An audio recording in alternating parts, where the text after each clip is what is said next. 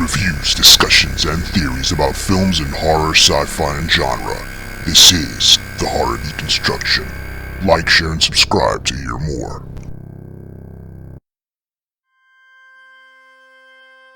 A virus that lets the infectees id control them has been unleashed on the world. Not being in one's right mind, legally this has been looked as an equivalent to an insanity defense. Derek Cho works as a middleman for an evil corporation that gives no F's on foreclosing homes willy-nilly. Derek does not offer help to Melanie, a woman seeking help to stop a said foreclosure on her property.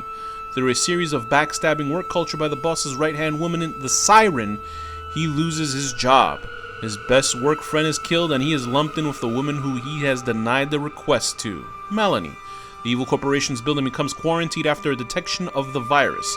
Both realizing through a legal loophole that they can exact revenge and solve Melanie's dilemma, the duo make their way floor by floor to reach the boss that they are met with psychos and eventually have a final standoff. Victorious, Derek realizes there is more to life than work culture, quits his job, and enjoys life with Melanie by his side. Ladies and gentlemen, what is up? It's the Horror Deconstruction with your host, Comp and Melatonia. Welcome back to the new season of the Horror Deconstruction. We're doing things a little bit different now, but who gives a rat's ass? Not me. You know where to find us, you know where to follow us. It's YouTube and Instagram and all those pages. And today's film is... Mayhem, 2017. Mayhem, 2017. A virus spreads through an office complex, causing white-collar workers to act out their worst impulses. You remember 2017, before all of the bad things happened? Oh, yeah. Well, you know. Well, bad things were happening. Some people think bad things happen starting after bad things were happening, but different levels. I say bad things have been happening since 2001, but, you know, that's... I say bad things have been happening since the dawn of time. That's true. Okay. I'll take that. So this movie is directed by Joe Lynch, written by Matthias Caruso, starring Stephen Yen, Samara Weaving, and Stephen Brand, and a whole bunch of other people. Also, somebody very important to us, Danny, even though you don't know it, is Mark Frost. I know the name. That's that's Twin Peaks. No, that's the guy who writes Mark. This is a Mark Frost, the actor. The reason why Mark Frost is very important to us because you know the coworker that's very nice to Stephen Yen's character. And yeah, the one that's the dad. Yeah. Could you guess who he is without looking at IMDb? Could you guess who he is just by remembering his face at all? No. Well, he's Faust. Oh, really? Faust was very important in bringing Thea onto our show. So that movie. Oh yeah, doesn't he say stuff like that? God. It's a horrible movie, but boy, it has a special place for me. That movie, and the special effects in that movie and like the art are amazing. It's just a ridiculous movie. Yeah, I think, and he's an awful actor in that movie, but he's good here. I think they just told him to act like Jim Carrey. I think it's very funny when he's like, "I'm dead inside," like all the shit he's saying. Anyway, so back to Mayhem. Danny, why'd you pick Mayhem? Well, because Samara Weaving, that's right. Yeah, Samara Weaving, and Glenn from Walking Dead, Stephen Yeun. Any particular reason why Samara Weaving caught your eye? Besides, she's been in a couple things I like, so yes, I don't think she's been in anything bad as far as I know. So yeah, Ready or Not was great. Everything that I've seen of Samara Weaving has been fucking incredible. So Samara Weaving is like the fun version of Margot Robbie. Not saying Margot Robbie isn't fun, but they look almost one for one like the same person. If you just like passively glance at them, Margot Robbie, obviously, who plays Harley Quinn in the movies, and Samara Weaving, just to list the movies that I have seen of hers, and she's like I think she's also a European. She's Australian. She's in a lot of stuff that I haven't seen, actually. So, obviously, we saw Ready or Not, which she's great in. She plays the bride in that movie. She's also in Ash vs. Evil Dead for, 2 episodes. She was in 3 Billboards, which is a great drama film about this woman whose daughter is kidnapped and killed. I forget if she plays the daughter or not, but I didn't even remember she was in that. She was in Guns Akimbo with Harry Potter, where she's in that new Bill and Ted movie, which I heard was good. Yeah. She's good. She plays, I think, Bill's daughter, and the daughters have to act like Bill and Ted, and they're really that movie was fun. I want to see it. Guns Akimbo was really good too. She's just been in a lot of good stuff, and she's fun. She seems like a fun actress. And it's cool seeing, because I don't know Steven Yeun from anything except Walking Dead, so it was fun to see him like as a totally different thing. Yeah, I'm very glad for Steven Yeun as an actor that he got to break out from The Walking Dead. He got out at the right time, after they bashed Glenn's brains in. He must have been so happy, like, to get off that show. Just, he got a nice little exit, a memorable exit. Yeah. And he got to do his thing, because I'm sure there's people like, no, there's ways you can have Glenn come back. No, thank you. He's probably like, fuck you. And he's been in just... And plus, for a main, an Asian actor, an Asian American actor, to actually get work, because you know how, like, they used to, like, just take an Asian actor, just... Right, and you'd sweep them under the rug unless they knew karate or some shit like that. And he has yet to do a martial arts film, thankfully. Yeah, good. And I think he probably doesn't know martial arts because most people don't. No, and I think it's by choice, thankfully. But he's been in, he was in Okja, which is, I believe that's the director of Parasite. That was one of his movies. It's a movie about this. Yeah, it's Bong Joon Ho. Oh yeah, he also did that movie that we did, the one with the monster that comes out of the sea. The Host? I think he did The Host, did he? Yeah, he did The Host. Oh, yeah, no, Bong Joon. I thought you meant Steven Yeun. No. So anyway, but Steven Yeun, he's just so good. And he was in a great little indie film called Burning, which was a Korean film about a guy who's like, he's obsessed. So he speaks fluent Korean? No, he actually had to learn Korean for that movie. But he was also in Sorry to Bother You, which is a weirdo. I know you would love this movie. Mm-hmm. It's a weirdo movie about this guy who's like... becomes a star, and it sounds like a weird premise. He becomes a super MVP of cold calling, But it's such a weird movie, and he plays the. I had to do that for 6 months. And, it was the and worst. he's a quote unquote good guy in the movie, but he plays one of the biggest scumbags I've ever seen. Like one of those. Wow. Okay. He's essentially this. Without spoiling the film, he plays like a secondary character. Who's like, the main character has a girlfriend in the movie, and he's hitting on that girl throughout the movie, knowing that guy's dating her, right? And then they break up for a second, and he hooks up with her, and nothing ever happens to him. And they get back together, and I was like... Sounds like real life. Yeah, it really is. And I was like trying to choke him through the screen. He plays the biggest scumbag. That shows you what I'm worried about, not like world exploding and shit like that. But anyway, back to this film, Mayhem 2017. My history with watching this film is that this was one of the first movies that Shudder was like, hey, come rent us. Come buy our services. Shudder, just rent Shudder, get it. Shudder's so worth it, guys, by the way. It really actually is. Even though there's certainly a lot of things that aren't on it, but like it'll keep you occupied for at least a couple months.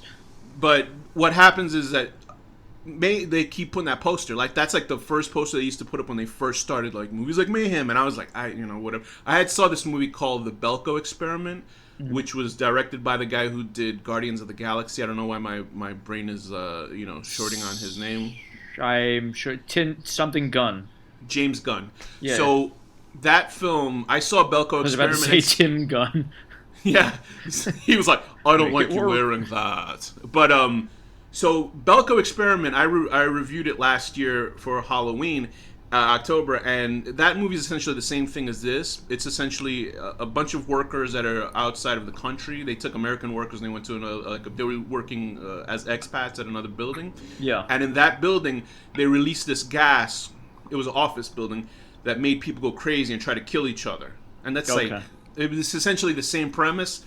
So that's why I never watched Mayhem. I mean, the thing is, though, I like this premise. I know. It doesn't make them try to kill each other. It just makes them do the thing they would do. I know, and I'm going to get to that. And that's the reason why I avoided watching this movie for so long, because I was like, I just don't want to rewatch because I wasn't really impressed with the Belko Experiment, because this virus is basically alcohol. Yeah.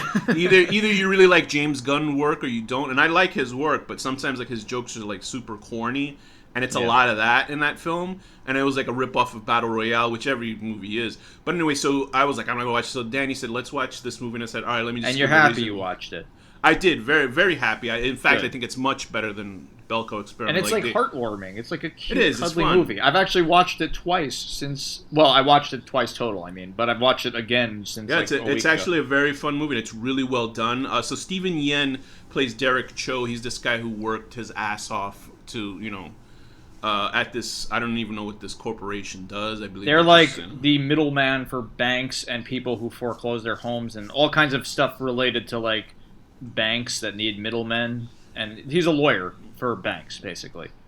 And so what happens is through a series, as you heard earlier in our recap of the film, he ends up being fired, and this disease that's been, I think it lowers your... It makes you pure id. What's cool about it, though, is that this came out before COVID, so it's like they like... Because I thought, at first I was thinking, oh, this is like a commentary about COVID. Everything is a commentary on COVID by this point, though. Yeah, I know, but like it's about a virus and it shows people who like isolating buildings and shit. So I was like, oh, okay, they're going with this angle. But like, oh no, that came out in 2017. Like I didn't realize that when I first watched it. Yeah, that's true. I'm sure there's gonna be, you're gonna watch, if you never saw the Never-Ending Story, you'd probably be like, well, this is a commentary on COVID. that white giant dragon. That giant dragon is trying to destroy the evil. It's the white blood cells trying to destroy the evil. But no. So with this, so Stephen Yeun gets fired halfway, earlier on into the film, and since I hate the woman so much. I was so happy with what happened. Caroline Shikazy, who plays the siren, or you're talking? Yeah, about the siren. She's like, she's so hateable.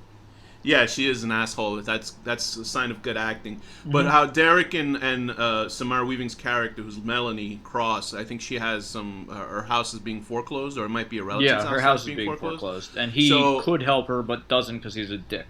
Yeah, that reminds me of that Sam Raimi movie, Drag Me to Hell. You know when that lady didn't do the loan for that old lady, and that's how she got the curse on her? It's sort of like you're just doing your job, and if you don't do your job, you remember the gumming scene? That was great. Yeah, that was gross. That's a fun movie. That was a fun movie. Let's see. He should get back into horror movies. But anyway, he's getting into Spider-Man now again. That's true. Well, not Spider-Man. Well, I'm sorry. He's getting into Doctor Strange. Yeah. So they team up because Derek believes he has nothing left, and Melanie wants a little revenge on the people that essentially, I don't know what it's weird when I think, I don't know if she was put in the place where she couldn't, I think did they do eminent domain on her house? Is that why she lost the house, or was it something else that I don't know, there's some technical jargon, I don't know. It's always some weird thing where you can't pay off something. And it was very realistic, though. I mean, I've seen shit like this happen to people in real life. It's real. Yeah, so anyway, there's a boss played by Stephen Brand who plays John the Boss Towers, who's like, the he's face such an in the asshole. Suit bad guy. He's great in it too. And so we see a bunch of interactions between Derek and Melanie. They even have a hookup scene. I wasn't expecting the hookup scene, but I was like, I guess that makes sense because I knew it was coming. I like that the disease made them it's weird that they were rational at times, even though they couldn't control most of it. I guess you need that to have the story progress. But it seems like everybody else was just like insane without any reasoning besides the boss and like I think they call the Nine.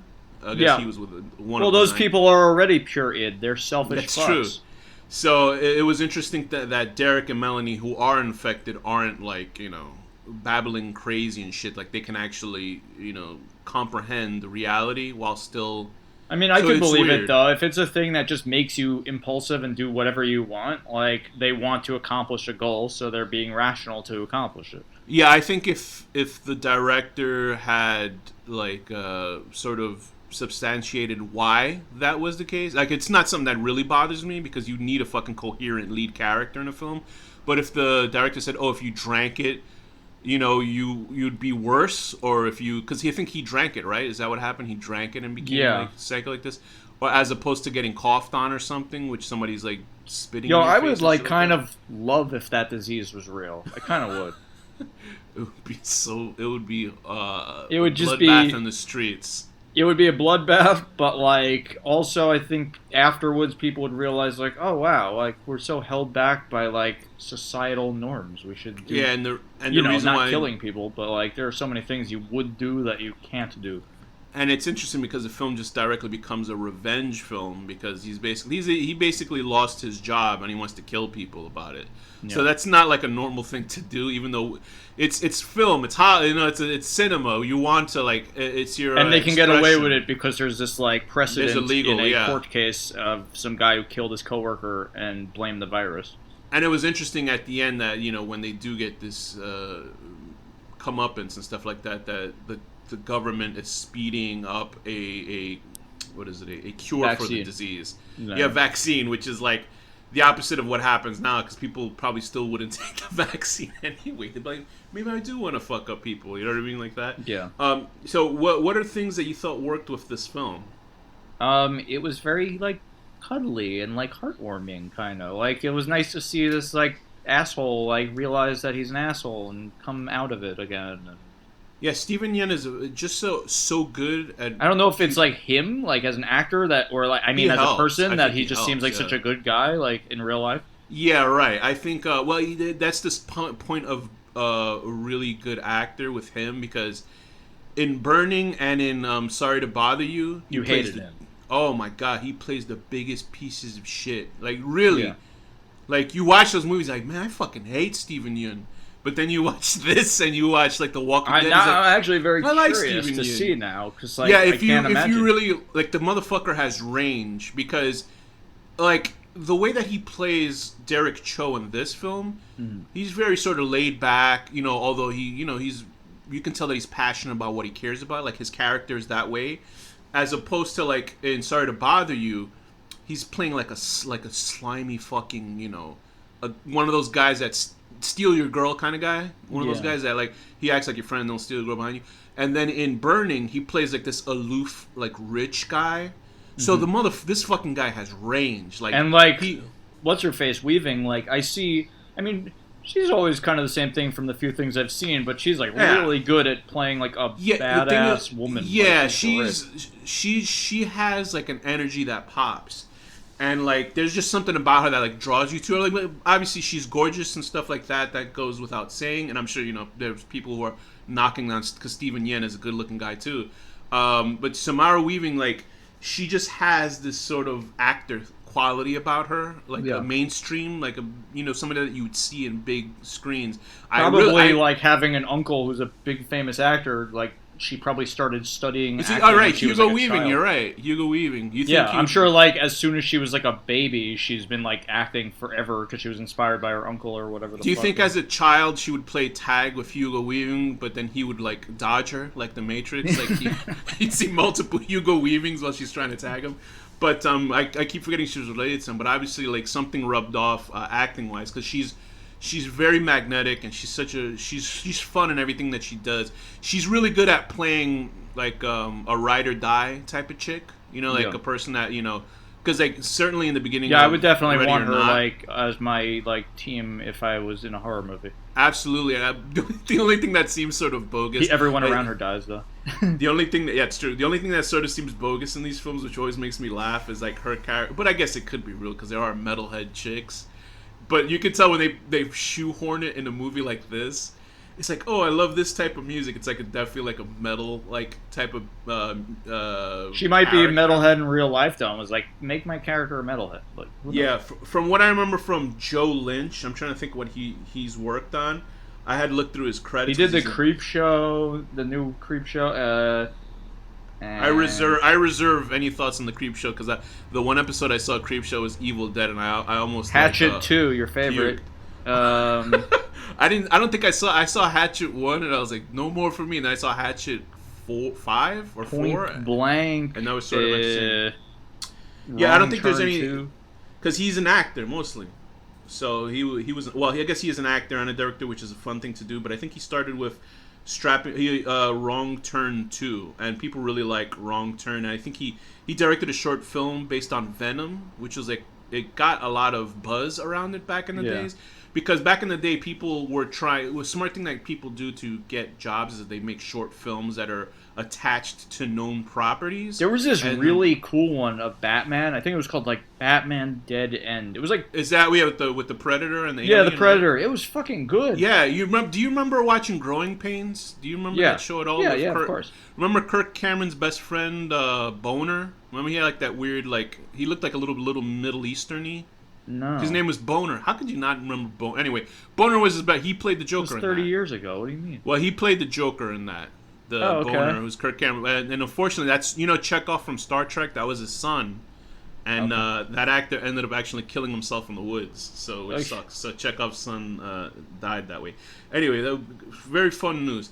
So, but yeah, anyway, You're so always this guy full did of these heartwarming details. this guy did Venom, Truth and Journalism. I don't really remember what happened in it, but I just remember not really caring that much. And there was also obviously The Punisher, Dirty Laundry, a Punisher short film starring the guy who actually starred in one of the Punisher films, Mark. What is his name? The guy from the Mist, Mark. I forget the guy's name. He's a very good I know actor. You're talking Tom Brady or something. No, not Tom Brady. Not Tom Brady. While he was playing football, he played in the Mist. Wait. Mark Jane, something. Thomas Jane. There you go. Tom James. So the thing that Thomas Jane I got was the Tom right. Leave me alone. Thomas Jane was in. Yeah, I know I was saying Mark, but Thomas Jane was Jane, like the woman. That's like what I Jane. just said. Yeah.